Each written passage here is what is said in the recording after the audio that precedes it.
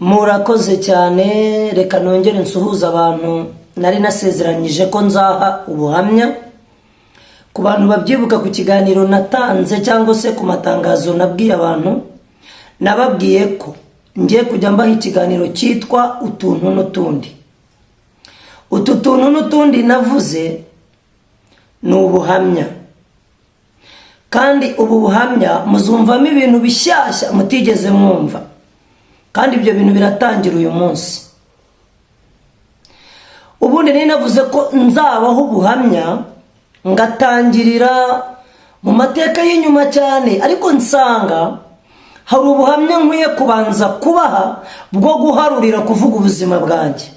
Ubu buhamya rero aribwo nise utuntu n'utundi, ni ukuvuga bimwe mu byambayeho, kuko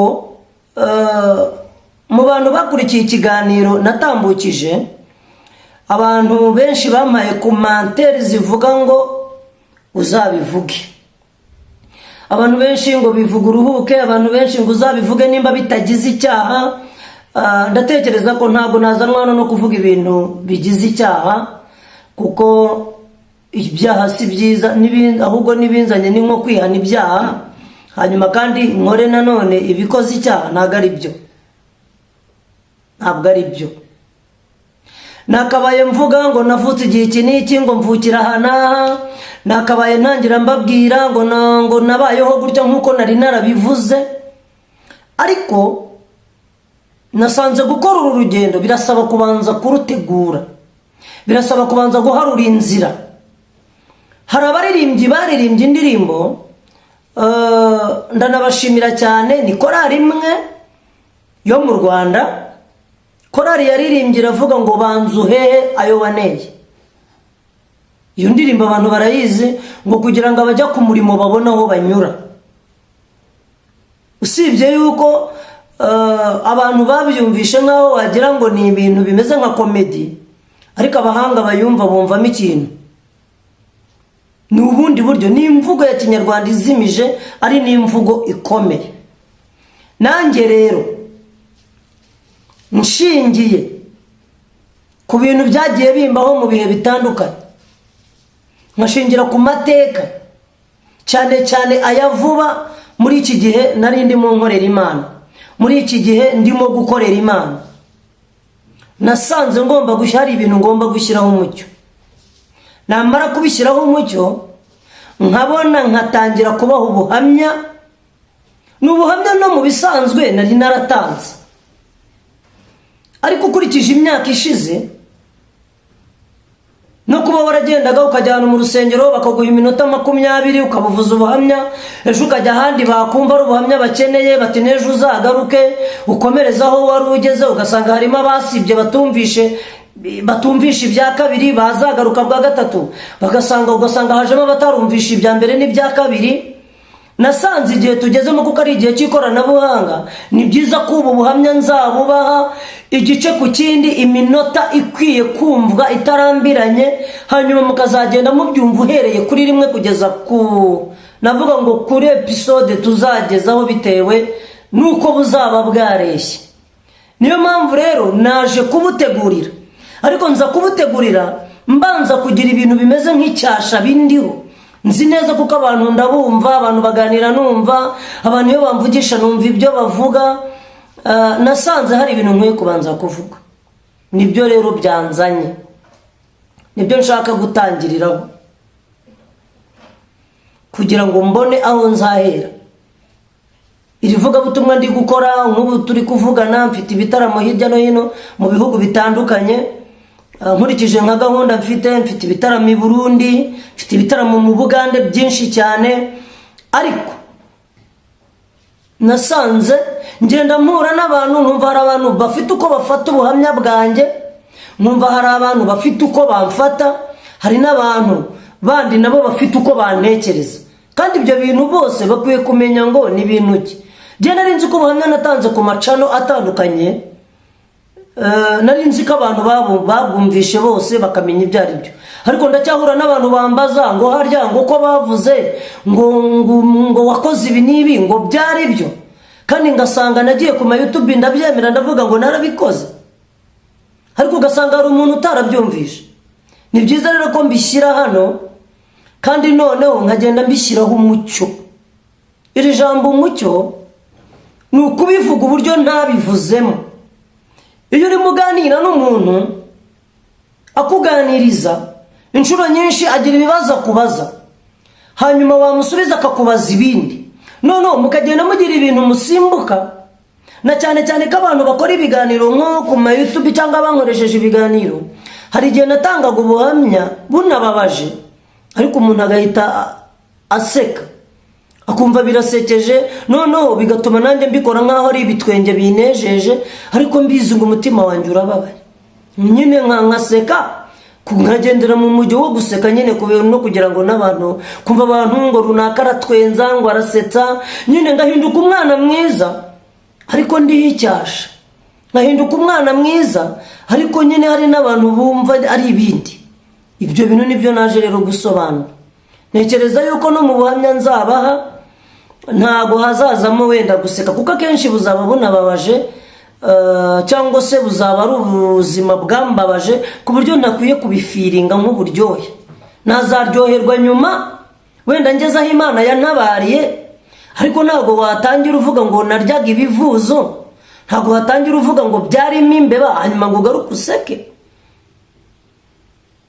Nanibutsa abantu ko mfite abantu barenga nk'icumi abo nabashije kumenya bagiye bampugura bambuza gutanga ubuhamya, cyane cyane ubwo bw'ubuzima naciyemo.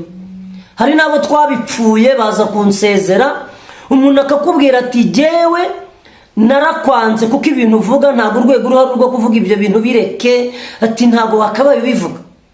Hari n'ahandi nagiye nkumva umuntu arambwiye ngo biriya bintu uvuze ngo bikwambuye amanota, ngo ngabo n'abantu ngo baba bashaka ngo kubiyemeraho ngo ukababwira ko uri umuntu ukomeye. Ariko sinkibaza ni gute umuntu ajya gukomera cyangwa kubwira abantu ko akomeye kandi wabizi ko yoroshye? Ntabwo ari byo. Ukwiye kubwira abantu ko uri bakagira uko bagufata, hanyuma iyo wigize ukomeye woroshye bashobora guhamagara abakomeye ugafatwa, ugasanga ari ibintu abakomeye bafite udafite, we wari ufite ururimi rwo kubivuga gusa.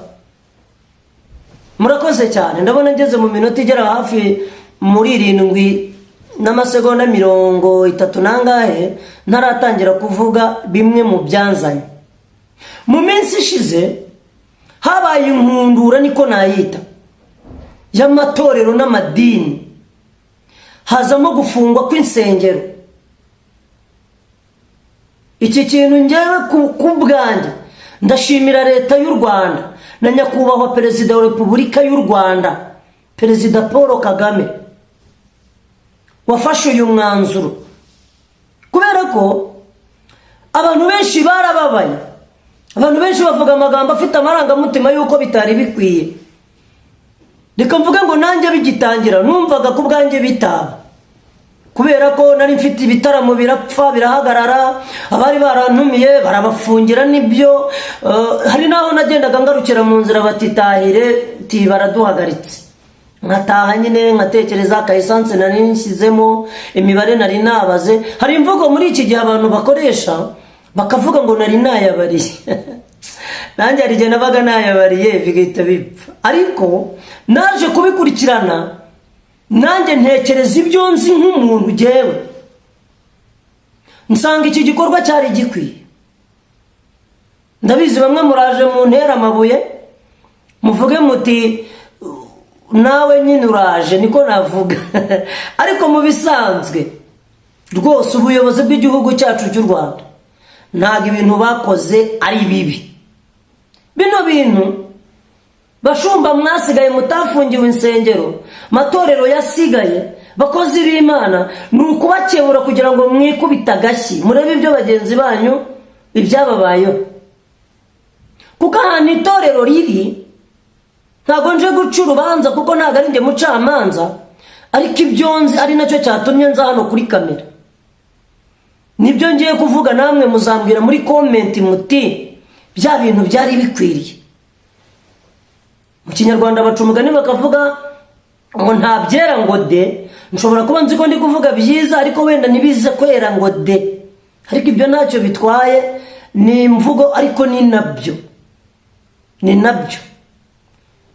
nk'abantu bazi ubuhamya bwanjye bwo mu bihe byatambutse, bakamenya amakuru yanjye n'itorero rya Pentecote cyangwa se rya ADPR nsengeramo, mukaba mwarumvisha ubuhamya bw'igihe namaze mpagaritse mu idini cyangwa mu itorero, ntajya ku igaburo, ntaririmba muri iryo torero, ndetse hari n'andi matorero yahise afata uwo mwanzuro arampagarika, ntagabo nabavuga. Hari naho najyaga abandi bashumba bakabyanga, bati uwo nguwo ADPR yaramuhagaritse ntabwo dushobora gukorana, nyine mpinduka ikibazo. Ariko nari nahindutse ikibazo mbifitemo uruhare, nari nahindutse ikibazo ari jye nyirabayazana w'ikibazo. Nimba nari nahagarikiwe ko nanyoye ibisindisha, erega byari ibisindisha. Impamvu nkunda kuvuga ibisindisha, abantu benshi bakunda kwitwaza inzoga, ariko ubundi ibisindisha ni ibintu byinshi, kandi n'inzoga zigira amoko. Iyo uvuze inzoga uba uvuze iyihe? Habaho inzoga rwa bitoki, habaho inzoga z'amawisike, habaho inzoga ari inzoga, hari iz'amafuro, inzoga ni amoko menshi. Njye rero mbyita ibisindisha kuko ni ibisindisha. Ikindi cyavugwaga cyari iki? Cyari ubusambanyi. Ariko se ko nababwiye ngo nibyo narabikoze, nkaza nkemera ngo hari abana nabyaye, kubera yuko ndetse hari n'abakobwa cyangwa abagore bari baraje kubivuga kundega, ndetse naranabashimiye abo bantu babivuze kuko bamaze ubwoba. Ubundi iyo babivuga hakiri kare wenda sinari no gutinda muri ibyo bintu, ariko kutabivuga kwabo, nanjye kutabivuga kwanjye tukaguma gukwepa, navuga ngo gukwepa abantu n'Imana, usibye ko Imana tutayikwepye, wenda yari yaratwihoreye. Byageze aho birasandara, hanyuma mboneraho nanjye ndaza ndabyemera. Ariko se kankubaze wowe uzi ko nabyemeye, nawe wabyumvishe? Benshi nta nubwo byabanejeje. N'uyu munsi ndacyabona message zinyereka ko hari abantu bataguwe neza ku bw'icyo, ariko nagira ngo mubwiye ngo mwe ntimwaguwe nabi kundusha, jye naguwe nabi kubarusha, ahubwo ngira kwihangana, navuga ngo nabwo ndabarusha, kuko mwe ntabwo byari bibariho. Umunyarwanda yaravuze ngo agaho kari ku wundi karahandurika. Iyo mvuze ngo nabyaye abana, icyo cyitwa icyaha cy'ubusambanyi. Ubundi uzi ngo byatangiye ryari? Iyo umuntu aje akavuga ngo njye nawe twarabyaranye, akaza akavuga ngo yarampemukiye, akaza akavuga ngo ntamfasha kurera, hari inyuma y'ibyo yavuze harimo urugendo mwese mutagenze rwagendaga jyewe, kuko ari jyewe wari nyir'umupfu, ni jye wateruraga hanuka. Hari ibintu burya mutame. Nimba umuntu aje kuri YouTube akavuga ngo afite umwana w'imyaka 6, uzi ko jyewe nikoreye umutwaro kuva inda yatangira kumara icyumweru, hatangira kurwana no kubihisha ngo bitamenyekana. Wari uzi ko nimba naje nkavuga ngo nanyoye inzoga, bakubwira se ko nazinyoye, navuze se ko nazinyoyeho rimwe kabiri se, nigeze se mvuga ngo nasindeye aha n'aha bigenda gutya? Ibyo bintu nibyo nshaka rero kubabwira, hanyuma ibyo bintu bikava inyuma. Ndashimira umuntu umwe wanditse komenti aravuga ngo Theo, ngo rwose ngo ntacyo utavuze, ngo ntacyo utavuze, ngo nushaka uzabyihorera. Nagira ngo mubwire ngo ahubwo ntacyo navuze. Navuze iki se? Mutega amatwi mumenye amakuru. None se wari uzi ko, ngaruke kuri kimwe cy'insengero, wari uzi ko nshobora kuba mu byo nibuka nzi neza, naba naranyoye ku nzoga bwa mbere nzinyweshejwe nabo nitaga abapasitori, abo nitaga abashumba, nkagenda ngiye kuririmba yantumiye, kuko habaga hari ibyo mwavuganye ari buguhe, kwa kunda kubwira ati ngwino tugende tunasangire, kwajya kubona ukabona tumije nk'igicupa cya konyage. Ibyo se wari ubizi? Nimba wari unabizi se, ugira ngo mu buhamya navuze ibyo narabivuze, ugahita wumva n'umutima uragusimbutse. Ubwo nuko natangiye kuzinywa, bamvangiramo n'udufanta ngo nywa, bakansomera ibyanditswe byera biri muri Bibiliya. Nzi ibyanditswe byinshi byakunywesha inzoga, ariko nagira ngo mubwire ngo uzazinywa zikwandagaze, uzazinywa zigusebye, uzazinywa zikuzane kuvuga nk'ibi mvuga nugira imbaraga zo kubivuga. Ubundi se nimba naravuze ngo narabyaye cyangwa ngo narasambaye,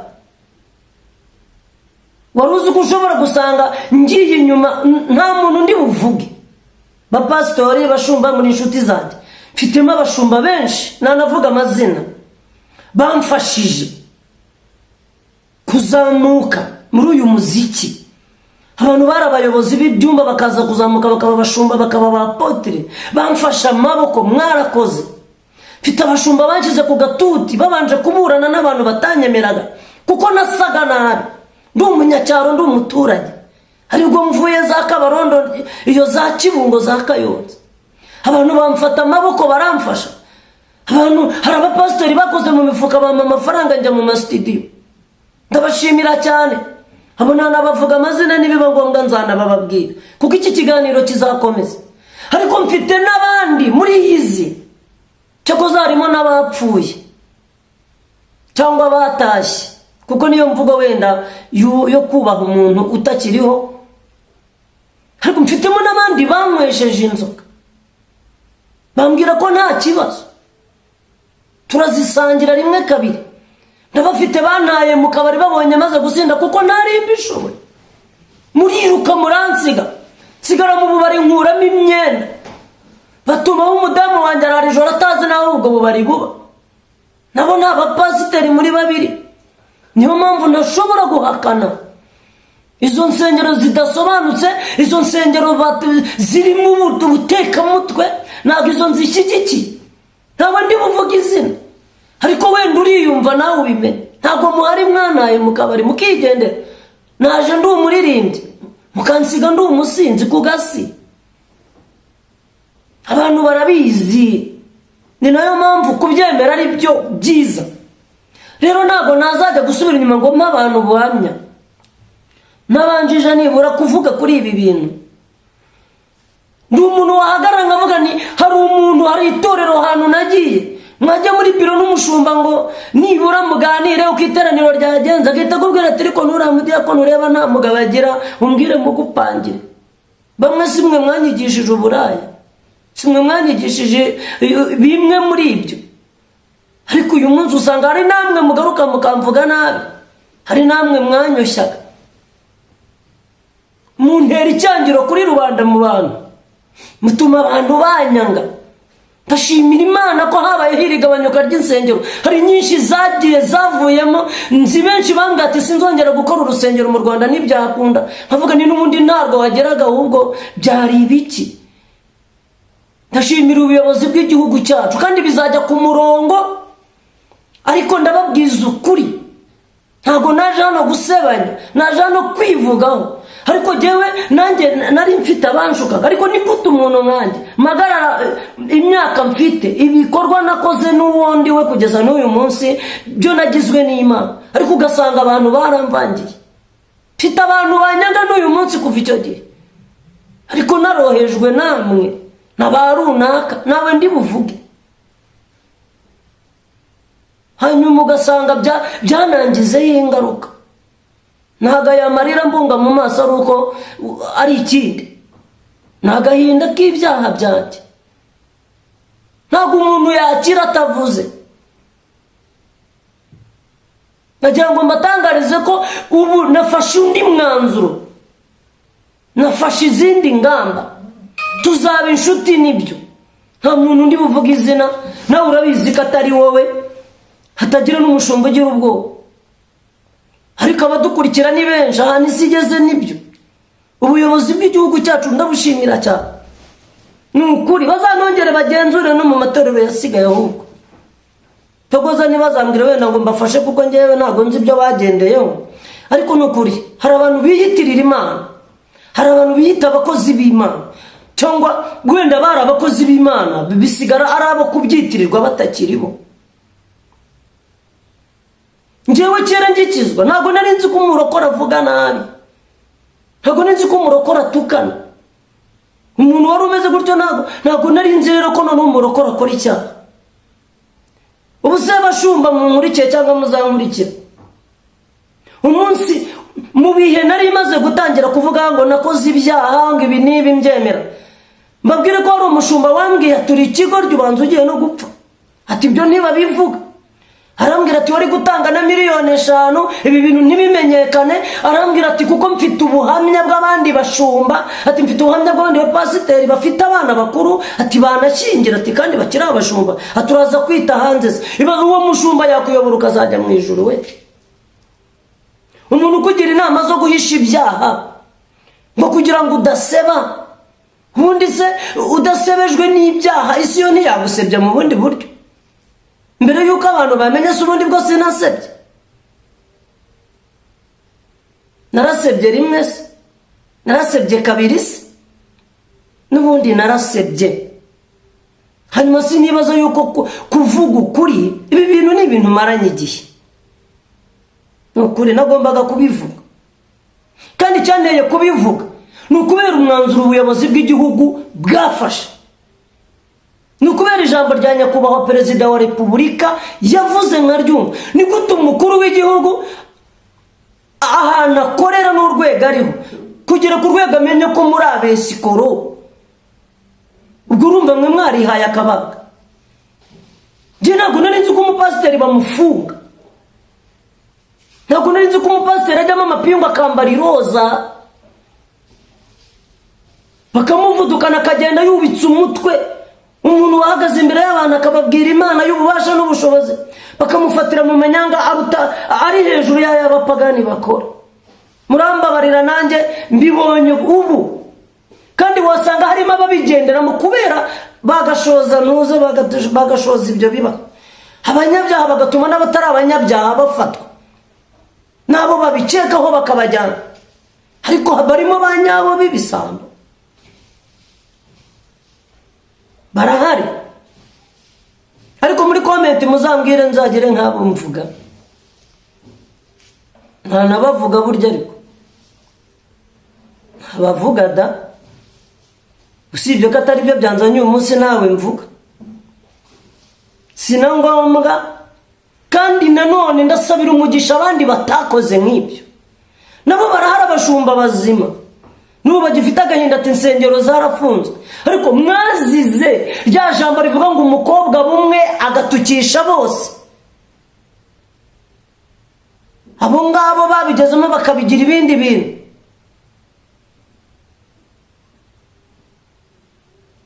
Mbese umuntu akakoshya akakujyana akakugeza ku rwego ibyo yakwigishije niyo mutaba muri kumwe. Jewe banyigisha inzoga barambwiraga ngo barambatije, kandi jye nene nabatijwe. Nari maze kubatizwa 3. Narabatijwe mu bakatolika, mbatizwa mu basilamu, narabatijwe no mu badeperi, bakongera bakambatiza no mu nzoga we. Bakishima cyane abantu n'ubu ngubu kandi baracyabatiza. Nakazi kanyu. Njye ibi bintu ndi kubivuga mu rwego rwo kwitandukanya n'uwaruzi n'utaramenya amakuru. Ibi bintu ni bibi, ni mutabireka itorero ry'Imana ngira ngo ryose rizibagirana kuberamo.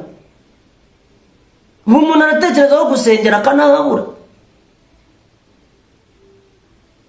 Ubu murarwana ngo insengero bazifungure mwongere mukora amakosa. Namwe mubanze mwihane, mwisubireho, mwisuzume. Imana ibagirire neza.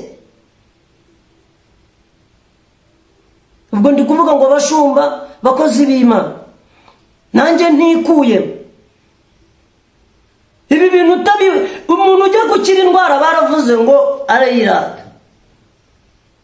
Ndashaka ko uyu mwaka urangira nditeho muzima mwiza. Ikintu cyose waba warambonyeho muvandi wowe unkurikiye mu bihe bitandukanye ibyo ari byo byose, kuko nasanze abantu tuzi guhisha, abandi tuzi guhishira. Nibyo ubu abantu bakoze amatsinda y'ubucuti, ariko ubucuti bw'urugomo, ubucuti bw'amafuti, ubucuti bw'amanyanga. Bamwe ngo zanyu zirenda gusenyuka, kandi muri abakozi b'Imana, abandi zaranasenyutse ntitwabimenya. Abantu nibareke twongere turwanirire icyubahiro cy'Imana. twongere turwanirira abantu kubajyana mu ijuru, tureke kubayobya. Kureba umukristo ukamubonamo inyungu mu byo ushyira mu gifu cyawe, iyo ubimushakamo ntumubwira ko icyaha ari kibi. Ariko mbabwira ko ibyaha bigejeje abantu aho byabagejeje. Baravuze ngo kuvuga menshi siko kuyamara.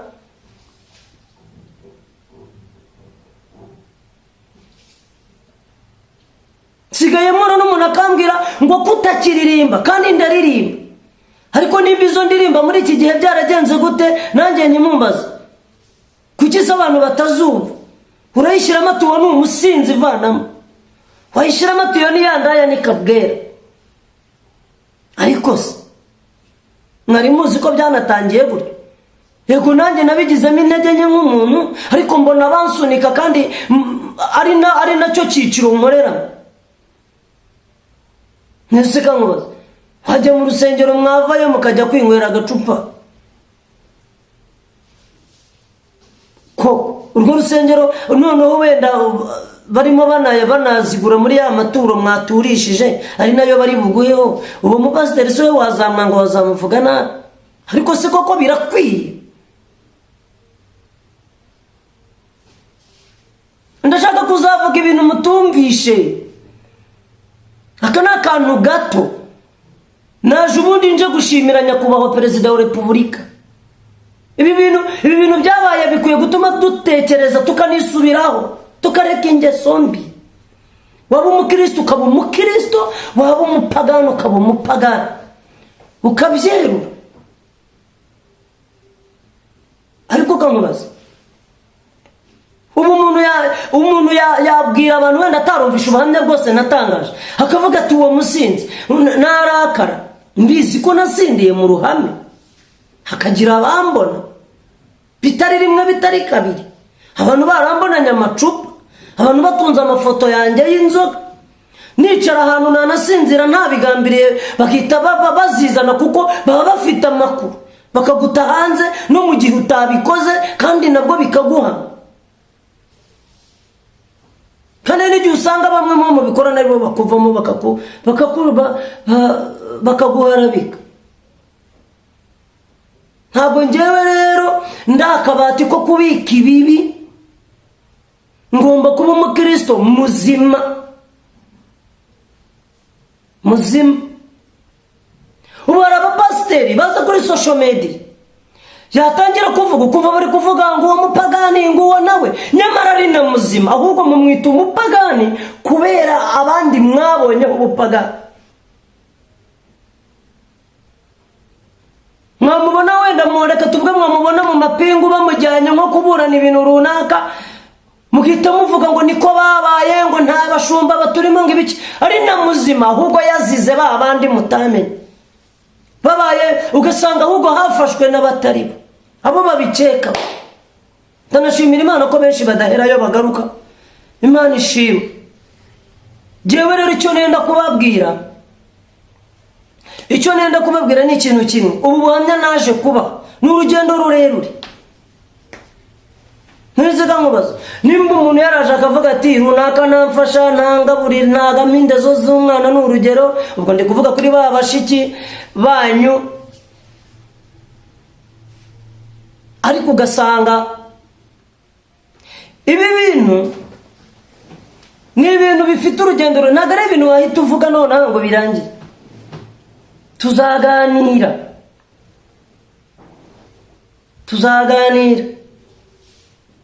Nje nta kintu cyambayeho cyababaje umutima wanjye nko kugwa hitwa umupagani, kandi nanjye n'umutima wanjye tubyemeranwa.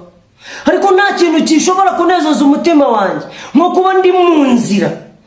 Nk'ubu ngubu natangiye amasengesho, nabwiye abantu tuziranye, abo mfata nk'inshuti nyanshuti, ndavuga ati jye natangiye kujya gukora tewo mushyashya, tewo utagifite umwanya wo gutakaza, tewo wo gukorera Imana, tewo wo kumenya ibye, nkava mu bigare, nkava mu bintu bidasobanutse kandi byinshi. Ndi mu masengesho nayaherukaga ryari, ndi gufata iminsi 3 nkagira ngo maze icyumweru, nabwo ni mugoroba njye kuko sinari ngiseka. ni naho ndi gukura kakabaraga ko kuba navuga ibi bintu. Nafashe igihe cyo kwitekerezaho, muntu wambuze kuri telefone, muntu utakimbona. Abakuzi nimba barambuze numbona hano kuri YouTube umenye ngo ibi naho ndi nibyo ndimo. Baravuze ngo ubugabo butisubiraho bubyara ububwa. Nta kintu gitangaje nko kuba umudamu wanjye mfite twashakanye yigeze kunyicaza arambwira ataho kugira ngo unywe inzoga wajya mu bagore, ati kuko inzoga zizagukurira n'urupfu rw'impanuka. Ibaza aho umuntu yemera icyo cy'ubundi nicyo cyari kigo. Hari undi yavuga ati jya uzinywa ariko utazagira umuntu ukoraho, kubera ko yankundaga agira ngo ngume kuba. Yaravuze ati basi bademo ariko inzoga uzireke. Nakibuka ko nazinyweshejwe n'umuntu wakabaye azimbuza. Ibi bintu hari abapasiteri nabiganirije barambwira tuzabivuge. Ndabashimira. Ntabwo ndi bavuga amazina, mvuze izina ry'umuntu. Hano hari igihe bamwitirira bimwe mu byo navuze, ariko bashumba murabizi mwangiriye inama barenze umwe, bantu mwanzamuye, bantu nabonyeho amakosa murahari benshi. Abashumba bazima barahari, amatorero mazima arahari, kandi n'abandi bakisubiraho bigakunda. Ndumva nanarekeraho nkazabona uko nangira kubaho ubuhamya bundi, hanyuma ibi byo muzambaza muri comment nibyo nzaza nje gusubiza. Naje gusubiza abantu bambwiye ngo uzabivuge. Natangiye kandi ntabwo bapasiteri mwebwe bashumba inshuti zanjye dukorana umurimo w'Imana cyangwa twawukoranye, murabizi ko hari ibindi ntavuze kandi nabyo nzabivuga. Ntabwo nahita mbivuga byose kuko ngomba gukora ikiganiro kitarambira abantu. Nibutsa abantu kandi ko nimba urebye iki kiganiro utarakoze subscribe, ugomba kuyikora kugira ngo ikizaza uzakibone bitari impitagihe, kugira ngo uzakibone nuko ugomba gukora subscribe. Mukanibuka ko kuyikora ari ukunshyigikira, nkazamuka nanjye nkagira ibyo ngeraho, kuko na YouTube ifite ikibamariye, ariko abayitaho cyangwa abafite ababakurikira benshi bakabakorera bene nk'ibyo. Mfite abasubscribe bake kandi ndi mu bantu bazwi n'abantu benshi. Niwumva iki kiganiro ukagira umutima w'urukundo, nibyo uzabikore kugira ngo n'indirimbo nzakora ejo bundi. Nk'ubu ndimo ndahimba indirimbo yitwa Ingaruka y'Icyaha, ugomba kuzayumva mu ba mbere. Kandi ingaruka y'icyaha ni urupfu, ingaruka y'icyaha ni uguseba no kwandagara, ni uguta agaciro. Murabizi njye nagiye nsuzugurwa n'abantu bakabaye banyuba, ariko sibo, ni ibyaha byansuzuguye. Abantu bakongorerana. Nabwiye abantu ukuntu umuntu yigeze kunyuza umutwe mu modoka ya tagisi igenda aramvuma. Ndavuga tubwo ntabuze uwambonye na urenze zavuyeho. Nibyo ujye wamvumye nawe yarakoze, kuko iyo mbyibutse numva nakuye kuba uwo bavuma. Murakoze, Imana ibaho umugisha. Ikiganiro isaha n'isaha, igihe icyo ari cyo cyose mwabona ikindi. Ntabwo ari ibintu bizatinda, nzabishyiraho vuba kugira ngo tumenye ibi bintu birangire. Mumfashe, mungire inama. Abamugura wenda mukurikije uko nabivuze, niba ari inama ndagarukana part 2. Ndagaruka ibintu byose nzabivuga. Ndabireka se ngo bigende gute? Ko n'ubundi ingaruka byangiza hari njye uzirengereye. Imvune n'ibibazo mfite ko ari njye navuga ngo byahemukiye, ari njye wihemukiye. Ndabihishira iki? Kamaso yanjye yabibonye, nkaba nzi ko ntawe mbeshyera, nta n'uwo mbeshya. Murakoze cyane, mugire ibihe byiza aho muherereye. Amen.